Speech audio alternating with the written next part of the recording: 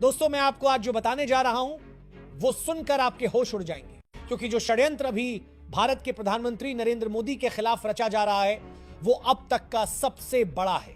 यह कहानी केवल राजनीति की नहीं है, यह कहानी है डीप स्टेट की, उन ताकतों की जो न भारत को मजबूत होते देख सकती हैं, न भारत के बाजार को अपने हाथ से निकलने देना चाहती हैं। कई लोग कहते हैं मुख्यमंत्री रहते हुए भी मोदी को हटाने की कोशिश हुई, लेकिन प्रधानमंत्री बनने के बाद से ये हमले और ज्यादा बढ़ गए और अब हालत यह है कि इस साजिश में कई देश शामिल हो चुके हैं। सोशल मीडिया पर चर्चा है, जैसे बांग्लादेश में डीप स्टेट ने शेख हसीना को हटाया, वैसा ही खेल भारत में मोदी के खिलाफ खेला जा रहा है। डीप स्टेट जिसमें CIA शामिल है, वो विदेशी कंपनियां शामिल हैं जो भारत के बाजार पर कब्जा चाहती हैं।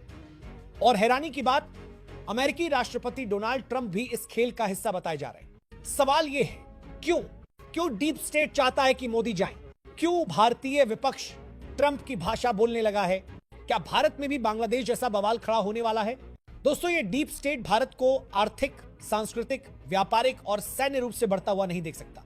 ये चाहते हैं कि भारत के बाजार पर अमेरिकी कंपनियों का कब्जा हो और हमारी संस्कृति को तोड़ने के लिए फर्जी फेमिनिस्ट, कुछ NGOs, कुछ छद्म इतिहासकार और दिखावटी इन्फ्लुएंसर्स की पूरी फौज खड़ी कर दी गई है। लेकिन भारत बदल चुका है। आज भारत दुनिया की आंखों में आंख डालकर बात कर रहा है और यही डर डीप स्टेट के दिल में बैठ चुका है। मामला बिगड़ा जब ऑपरेशन सिंदूर हुआ। भारत ने पाकिस्तान में घुसकर अमेरिकी F-16 विमानों को नुकसान पहुंचाया, पाकिस्तान को अमेरिका की गोद से खींचकर मारा। बस उसी दिन से पीएम मोदी को हटाने का खेल और तेज हो गया। अमेरिका, पाकिस्तान, बांग्लादेश और भारत की कुछ विपक्षी पार्टियां सब एक लाइन में आ गए। ट्रंप के सीजफायर वाले बयान को लेकर विपक्ष ने मोदी को सरेंडर मोदी कहा, सेना के मनोबल पर हमला हुआ, यहां तक कि वोट चोरी का आरोप भी लगाने लगे। वैसा ही पैटर्न जो बांग्लादेश में शेख हसीना और पाकिस्तान में इमरान खान के खिलाफ इस्तेमाल हुआ था। और दोस्तों, ये मत भूलिए, जब इमरान खान पुतिन से मिलने गए थे उसी दिन रूस यूक्रेन युद्ध शुरू हुआ था।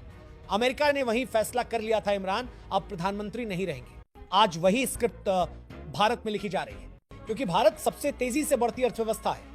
दुनिया यहां व्यापार करना चाहती है, लेकिन पीएम मोदी साफ कह चुके हैं, राष्ट्रीय हित पहले। यही डीप स्टेट को बर्दाश्त नहीं। अब सवाल यह नहीं कि मोदी के खिलाफ षड्यंत्र हो रहा है या नहीं, सवाल यह है क्या भारत इस षड्यंत्र के सामने टिक पाएगा? डीप स्टेट का एजेंडा साफ है, भारत को कमजोर करना, भारत के बाजार पर कब्जा करना और भारत के राजनीतिक नेतृत्व को अपने हिसाब से बदलना। लेकिन अब आपको यह समझना होगा डीप स्टेट चलता कैसे है। यह सीधे सीधे हमला नहीं करता, ये आपकी ही धरती पर आपकी ही राजनीति और आपके ही मीडिया को अपने हथियार की तरह इस्तेमाल करता है।